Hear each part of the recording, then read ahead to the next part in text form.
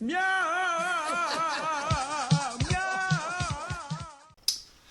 and welcome to News on the Bayou. My name is Mahler and we'll be taking you around Bayou Lafourche today to show you some of the interesting things that we do here. First off, we're going to take you to the Lafourche Central Market to discover what's being sold today. Here behind me is the Lafourche Central Market, where local artists and craftsmen sell their homemade goods and also food. He makes these lovely pens, and he's going to tell us a little bit about them. So he's going to tell us like what they're made of. Well, sure.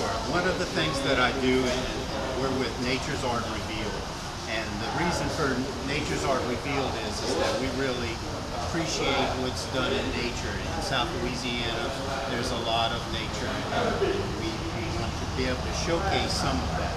So for my ink pens here, one of the best sellers that we have is we use actual deer antler. And so these pens right here, any of the white that you see in any of these are made with actual real deer antler. So the hunters and the gun guys, of which there's a lot of in South Louisiana, really do love those pens. So is there anything else that...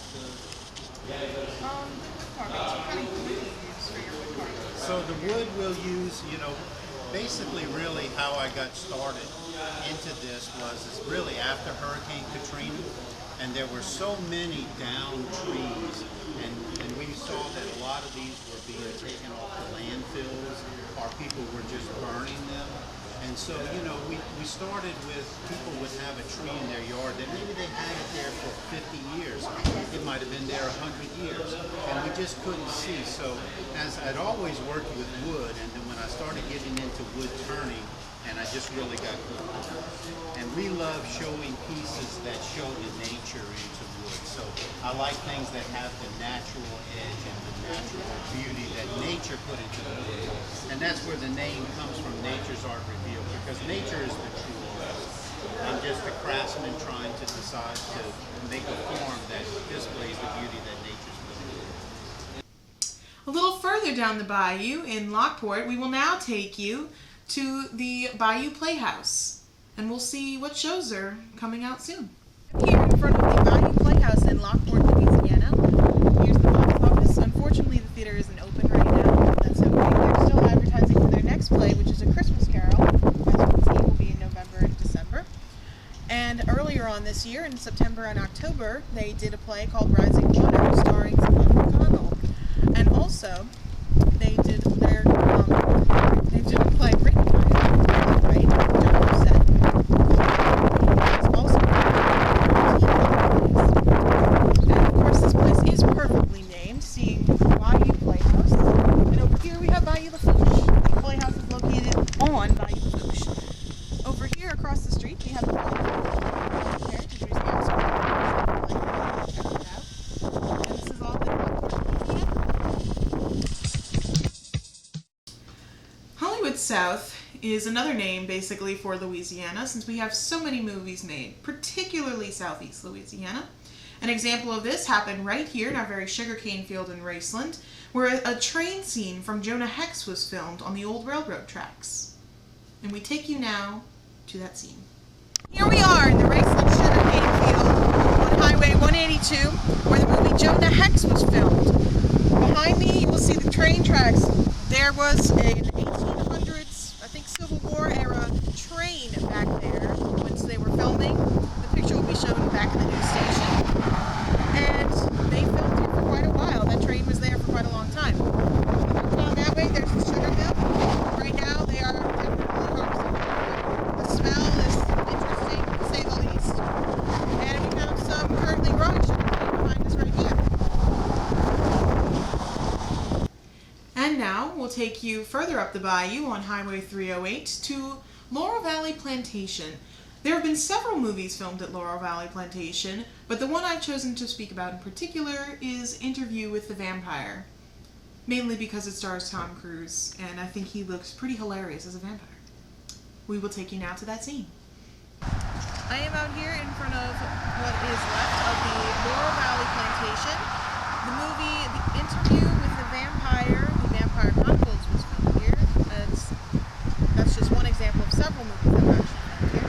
There's unfortunately not that much left of the plantation, there is the Laurel Valley store, which was established in 1905, as you can hopefully see by the sign. Over here, they have old tractors, and over here they have two old train engines. The Kubi Sioux is from 1785, and the Mary Louise is from 1906. Grounds are actually much larger than this, and they extend quite a ways back towards Graceland. And it's just a nice place to come shop, store, and you can also learn a bit about history while you're here. As far as literature goes, there's really not that much written in the world of fiction about Lafourche Parish. One of the examples I've come across, though, is very interesting, and it has taught me a little bit about Lafourche history, and I hope it can teach you something too. John Dimitri's Le Tombeau Blanc, which takes place roughly around the 1830s or 40s, has to do with leprosy. Leprosy at the time wasn't exactly an epidemic, I wouldn't say that, but it was around and quite a few people did have it. The main character contracts it and locks himself in Le Tombeau Blanc, which translated means the white tomb. He built a cottage and made a huge white wall around it and sealed himself off from other people because the thoughts of back then was that leprosy was contagious. But fortunately, we don't have that around here anymore. As far as modern literature goes, there's still not much written about Bayou Lafourche. However, we do have an author from here who has just published his first book, James 516. His name is Billy, otherwise known as B.J. Berg, and he is the chief investigator of the Lafourche Parish DA's office. And while he's an investigator by day, by night he is a writer.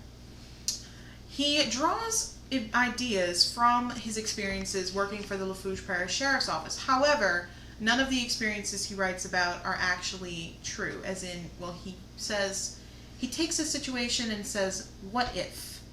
What could possibly happen in a certain situation? What would his reaction be?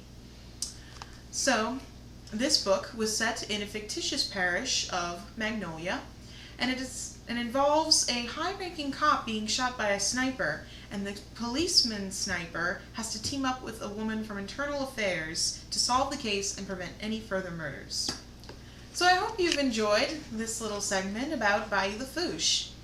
Thank you for watching. I'm Megan Mahler, signing off. À plus tard! 1, 2, 1, 2, 3, 4.